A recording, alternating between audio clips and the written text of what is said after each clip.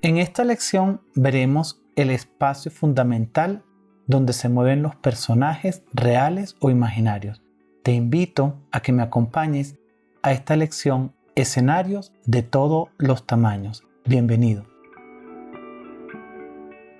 Los escenarios también son fundamentales en la composición de una historia. El escenario tiene que ver con la unidad de espacio, con la locación, el lugar donde ocurren los eventos o los lugares, en el interior o en el exterior donde ocurren los eventos. Básicamente, en todo relato existen dos unidades fundamentales que serían el espacio y el tiempo y están muy interconectadas entre ellas.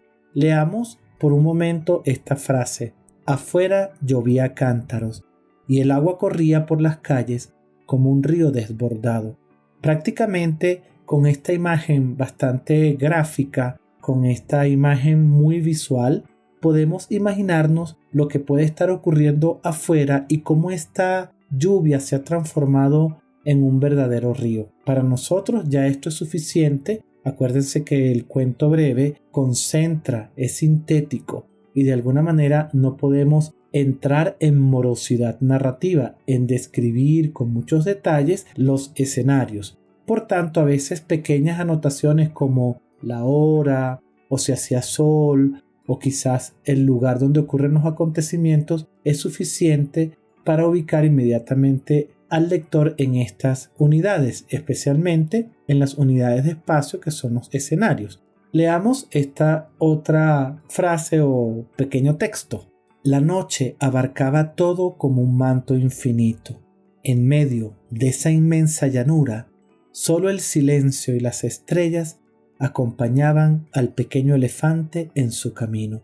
Realmente este es un texto muy literario y aquí creo que hay palabras claves como silencio y estrellas que son en este caso los únicos compañeros de ese pequeño personaje. Por eso se enfatiza con el adjetivo pequeño como para darle esa sensación de desprotección que está en una inmensa llanura. Fíjense ustedes que el adjetivo inmenso y pequeño contrastan. Entonces, ¿cómo podrá sentirse ese personaje que probablemente va a emprender una aventura en medio de la noche solo en compañía de las estrellas? Posiblemente es una imagen muy plástica, muy linda, pero también nos hablan un poco acerca de esa sensación de desprotección y de soledad del personaje de esta historia.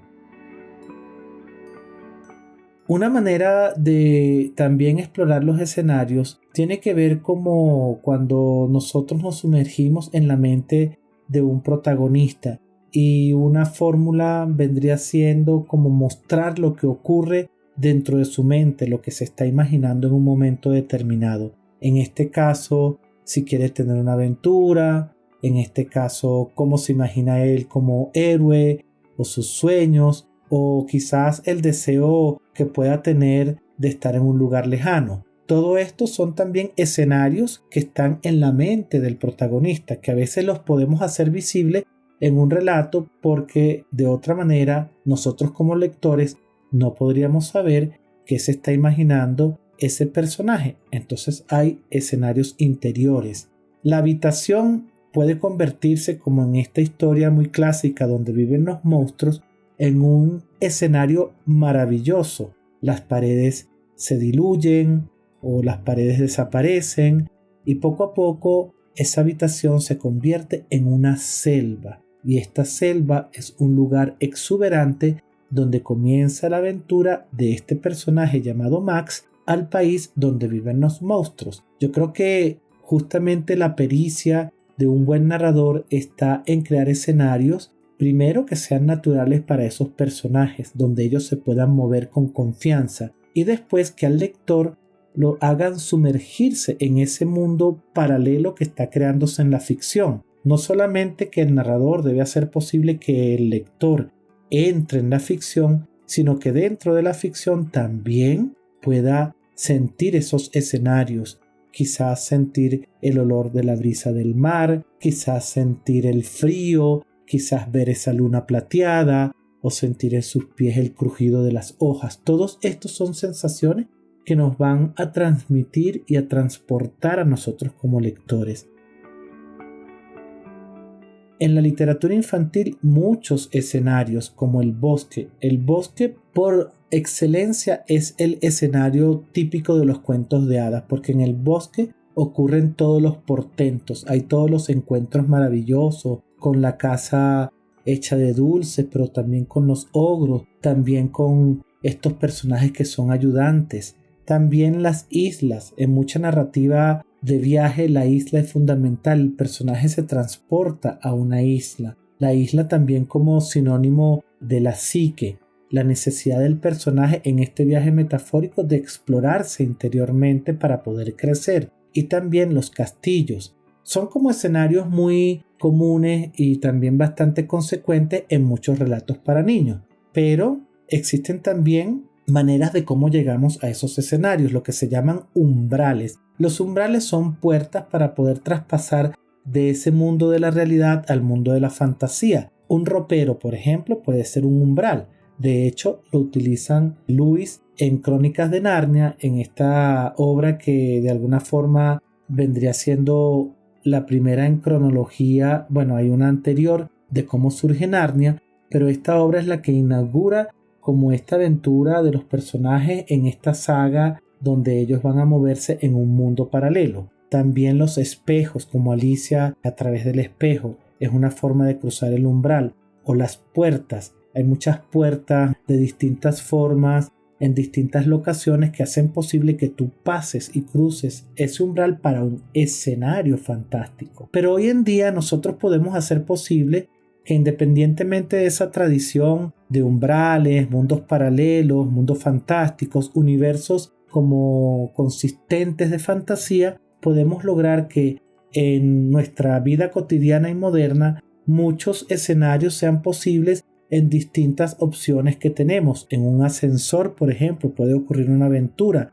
Un parque puede transformarse en un mundo fantástico y pueden ocurrir muchísimas cosas, o en un centro comercial. En realidad, los escenarios son formas de ubicar no solamente lo que puede ser el contexto de una historia, porque también los escenarios tienen que ver con el tiempo en el que ocurre la historia, el momento histórico en el que ocurre la historia y también pues con toda una cantidad de variables, como por ejemplo si estos personajes se mueven en un mundo tecnologizado, si estos personajes se mueven en un mundo de alta sociedad, si los personajes se mueven en las calles, pero además de eso los escenarios hacen posible que el lector pueda entrar con comodidad en esa historia que nosotros queremos contar.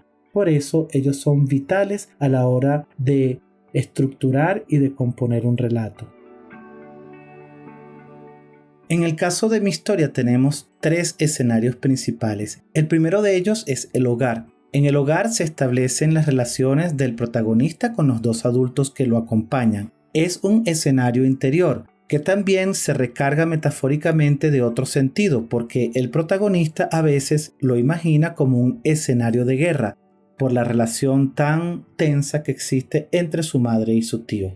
En algún momento ocurre un viaje. Se desplaza el protagonista junto con su tío a una tienda de mascotas que se imagina exótica, llena de animales fantásticos, y cuando llega allí se decepciona porque ve que se trata de una tienda incluso común y corriente, donde hay más alimentos y cosas para animales que realmente los animales que él se imagina.